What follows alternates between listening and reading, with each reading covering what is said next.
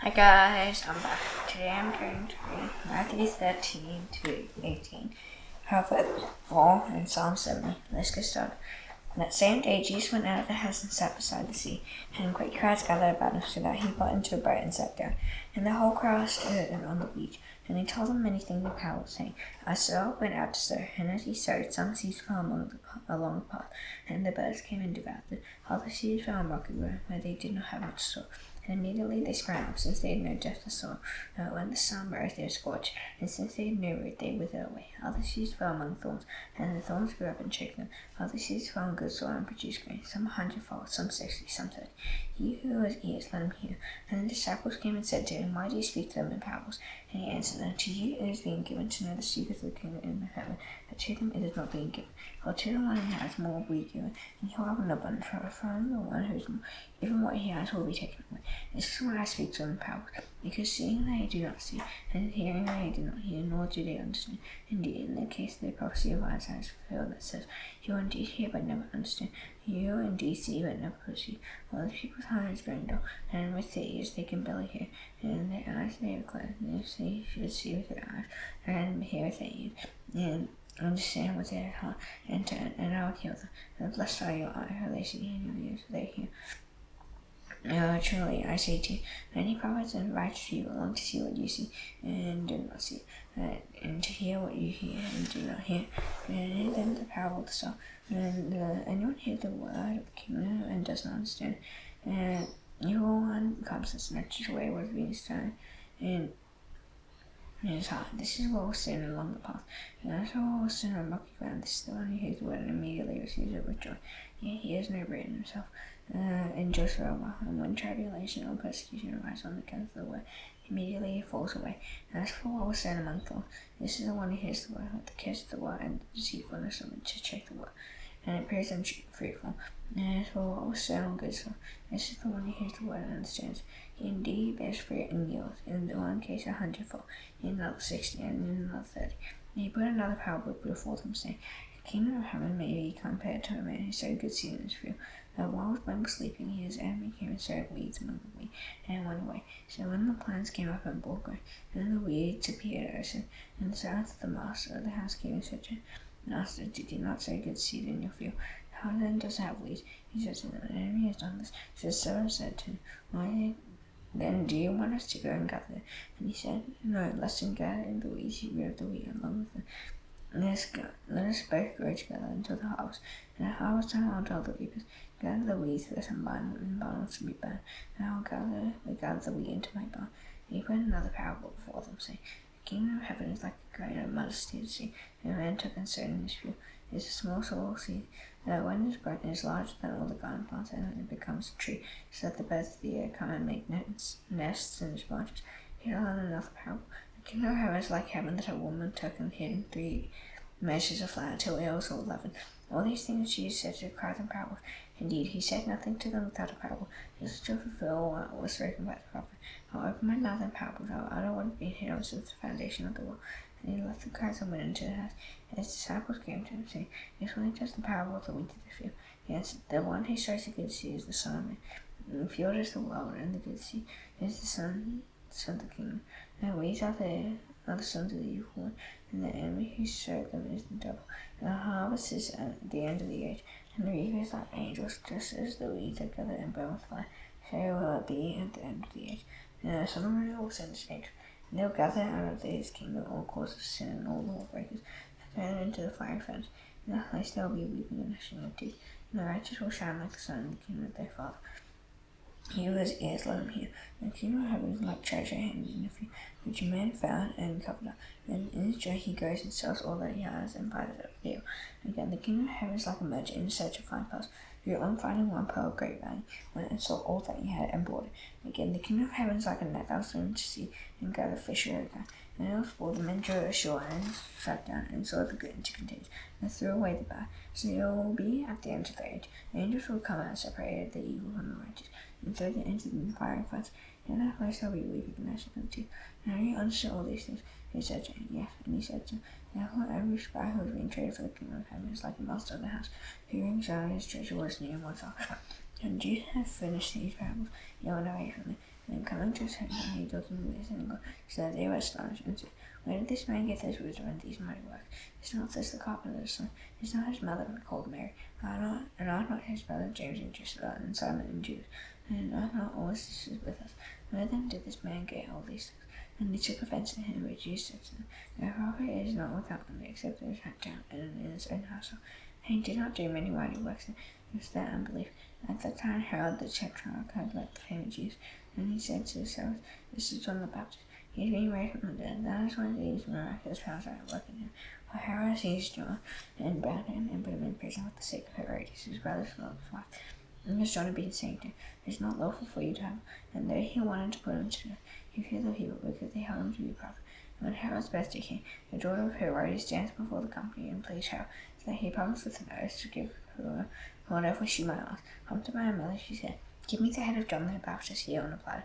And the king was sorry, but because of his excellent gifts, he commanded it to be given. And he sent and had John beheaded in the prison. And his head was brought on a platter and given to the girl. She brought it to her mother. And the disciples came and took the body and buried it. And they went and told Jesus. And Jesus heard this. He withdrew from there in a boat to a desolate place by himself. And the crowds heard it. They followed him on foot and from the towns. And when he went ashore, he saw a great crowd, and he had compassion on them and healed their sick.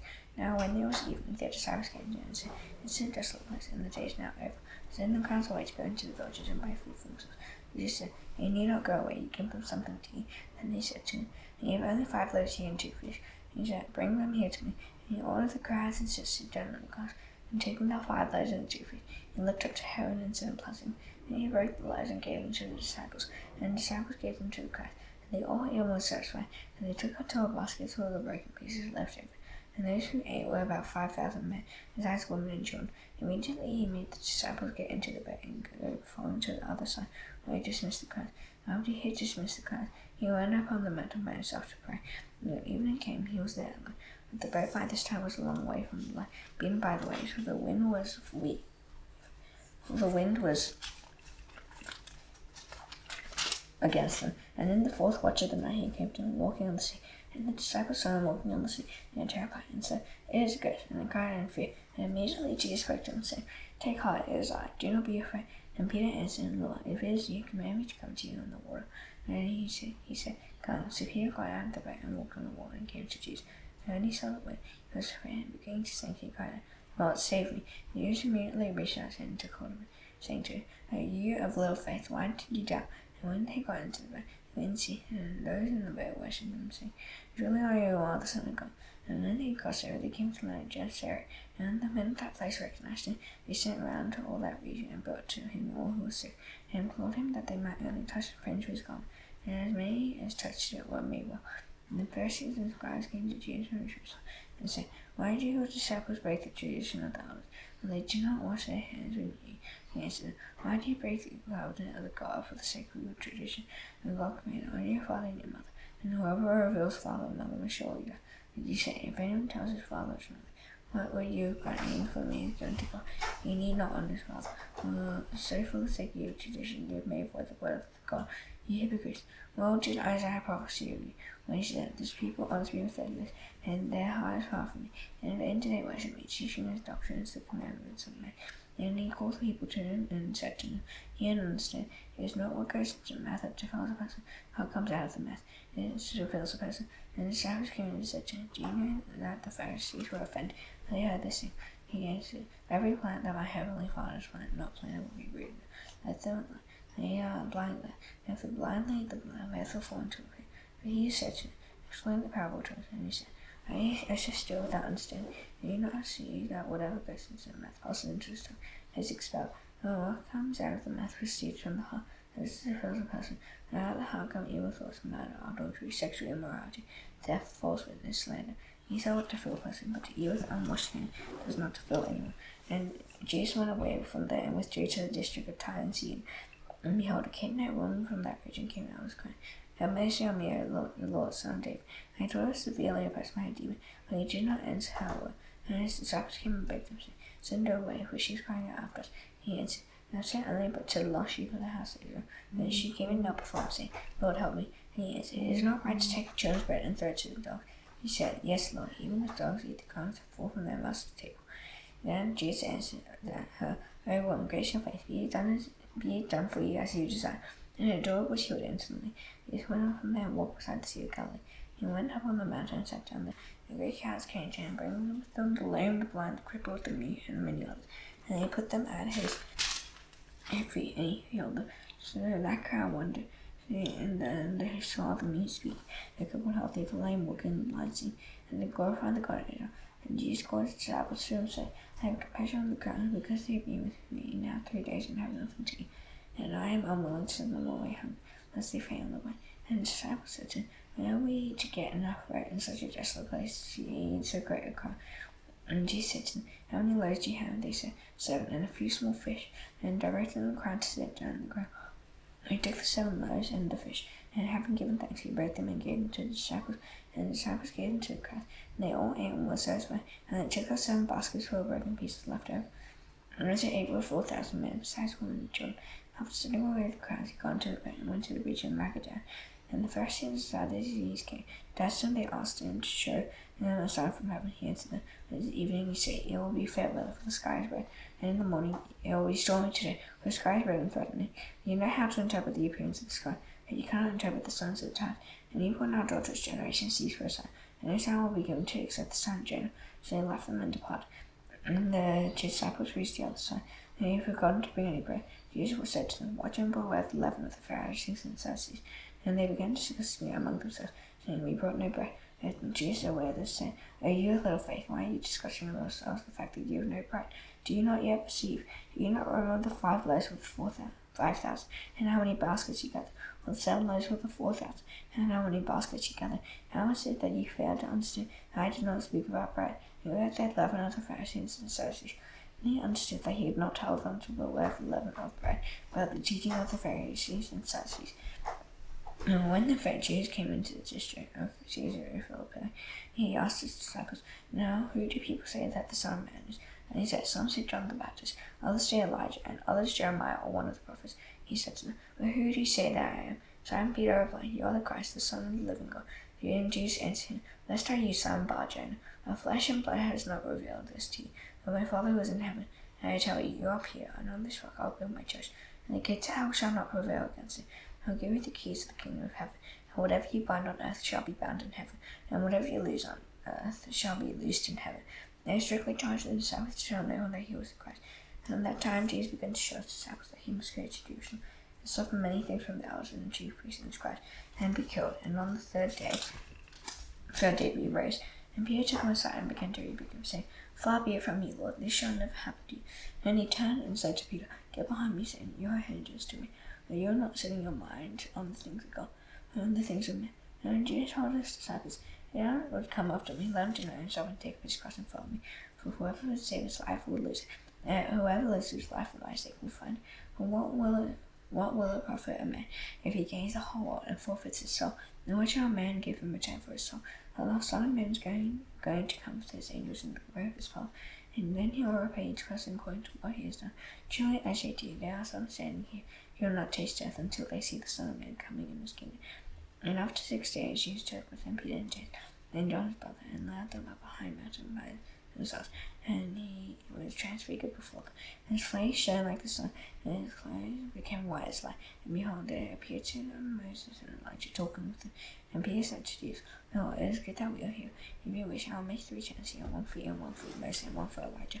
He was still speaking when, behold, a bright cloud overshadowed them, and a voice from the cloud said, This is my beloved Son, with whom I am well pleased.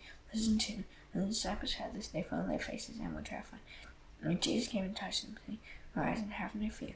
And they lifted up their eyes, they saw no one but Jesus. And as they were coming down the mountain, Jesus commanded them, tell no one the vision until the Son of Man is raised from the dead. And the disciples asked him, why then why did the scribes say that first Elijah must come? He answered, Elijah does come, and he will restore all things. I tell you that Elijah has already come, and they do not recognize him, but they determine whatever they please. So the Son of Man will suddenly suffer at their hands. And the disciples understood that he was speaking to them about John the Baptist. And when they came to the crowd, the man came up to him and kneeling before him, saying, Lord, have mercy on my son, for he teaches and suffers terribly. And often he falls into the fire and often into the water. And I brought him to your disciples, and they could not heal him. And Jesus answered, their faithless and twisted generation, how long am I to be with you? How long am I to bear with you? bear with you. Bring him here to me.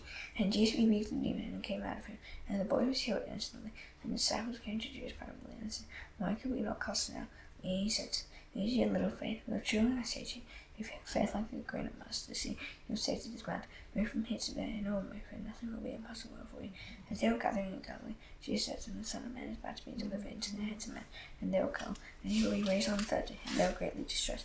And they came to Capernaum, and the collectors of the 2 drachma tax went up to Peter and said, Does your teacher not pay the tax? And he said, Yes. And when he came into the house, Jesus spoke to them first, saying, What do you think, son? From who do kings of the earth take toll or tax? They sounded all from others. And when he said from others, he said to them, When the sons are free, however, not to give the first to them, go to the sea and cast it hook, take the first fish that comes up. And when you open his mouth, you'll find a shekel. Take that and give it to them for me and for yourself. At that time, the disciples came to Jesus, saying, Who's the greatest in the kingdom of heaven?